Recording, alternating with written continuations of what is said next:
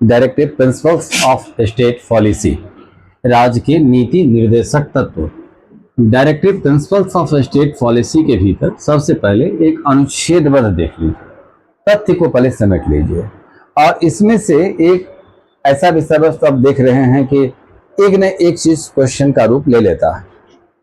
भारतीय संविधान के भाग 4 में राज्य के नीति निर्देशक तत्वों का जिक्र किया गया है। इसे अनुच्छेद 36 से 51 तक वर्णित है। 36 में इसकी नेचर की व्याख्या है। एक्ट 36 इसकी नेचर की व्याख्या है, जिसका उद्देश्य लोक कल्याणकारी रखा गया। एक्ट 37 कहता है कि कोई भी अंतर्विष्ट उपबंध यानी इसके डीपीएसपी के भीतर जितने भी एलिमेंट की चर्चा की गई है, अंतर्विष्ट उपबंध न्यायालय द्वारा जारी नहीं होता है। इन तथ्यों को लागू करना राज्य सरकार का अधिकार होता है, अर्थात न्यायालय कोई अधिकार नहीं है इसे इंप्लीमेंट करने का। इंप्लीमेंट कौन करेगा? तो यहाँ पर राज्य की सरकार करेगी। एक्ट 38 कहता है राज्य भौतिक कल्याण की अभिवृद्धि के लिए सामाजिक व्यवस्था बनाएगा।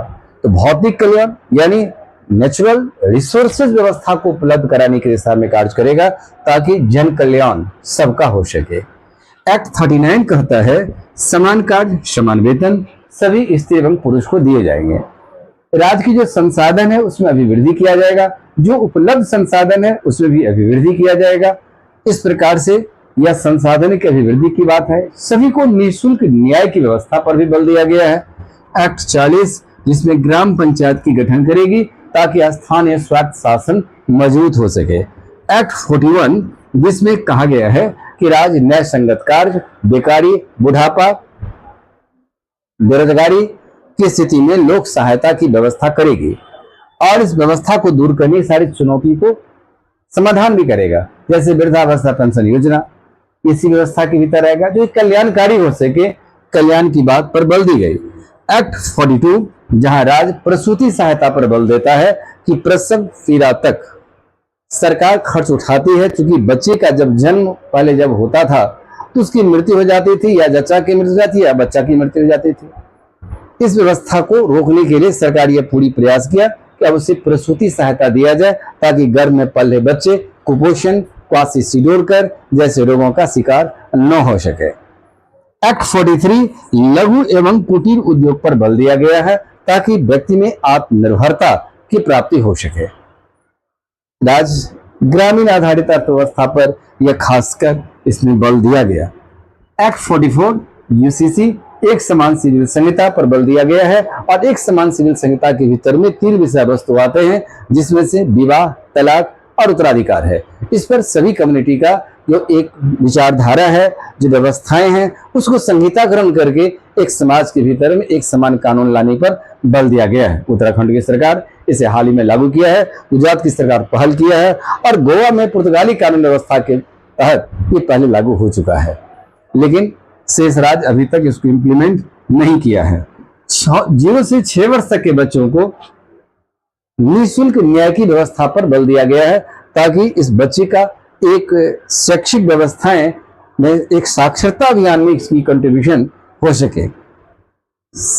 आर्थिक रूप से पिछड़े 46 कहता है आर्थिक रूप से पिछड़े वर्ग के लोगों को आर्थिक सहायता प्रदान की जाती है, जिसमें छात्रवृत्ति योजना वगैरह कार्यक्रम को लाई जाती है, शिक्षा संबंधी योजना को लाई जाती है। 47 राज्य पोषाहार स्तर को ऊंचा करती है, ताकि लोगों की बेहतर स्वास्थ्य व्यवस्था बनी रहे।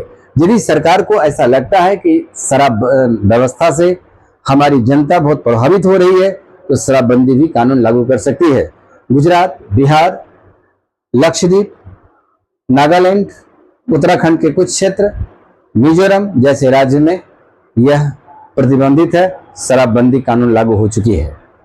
48 कहता है कृषि एवं पशुपालन को आधुनिक एवं वैज्ञानिक ढंग से गठित करने का प्रयास किया जाएगा, क्योंकि उसका वैज्ञानिकरण हो, उन्नत किस्म का बीज है, उर्वरक, संसाधन जनता को आसानी से पूरा हो सके, पशुओं की बेहतर नस्ल, उच्चतम सुधार व्यवस्था पर बल दिया गया है। उसके बाद कृषि के बाद वन एवं पर्यावरण के संरक्षण और संवर्धन पर भी बल दिया गया। 49 कहता है अंतर्राष्ट्रीय स्तर के घोषित स्मारक स्थान, वस्तु की संरक्षण और संवर्धन करने की प्रयास राज्य करती है। 50 कहता है कार्यपालिका को न्यायपालिका से अलग रखा गया है, यानी शक्ति पृथक्करण सिद्धांत पर बल दिया गया है। मॉन्टेस्क्यू ने शक्ति पृथक्करण सिद्धांत दिया और शक्ति पृथक्करण सिद्धांत में कार्यपालिका, व्यवस्थापिका, न्यायपालिका। अमेरिका जैसे अध्यक्षात्मक शासन प्रणाली लागू होता है। भारत में लॉक की विचारधारा के आधार पर कार्यपालिका को न्यायपालिका से अलग रखा गया है और लॉक को उदारवाद का पिता कहा भी जाता है। एक्ट 51 कहता है अंतर्राष्ट्रीय रंगमंच पर भारत का कर्तव्य होगा, यानी भारत की विदेश नीति का निर्धारण किया गया है कि पड़ोसी देश और अन्य देशों के साथ सम्मानजनक व्यवहार करना, कोई भी संधिगत समझौता को आगे से उल्लंघन न करना और उसके बाद कोई भी संधि समझौता का उल्लंघन न करना, आगे से उल्लंघन न करना। इस प्रकार से वसुधैव कुटुंबकम पर बल दिया गया है।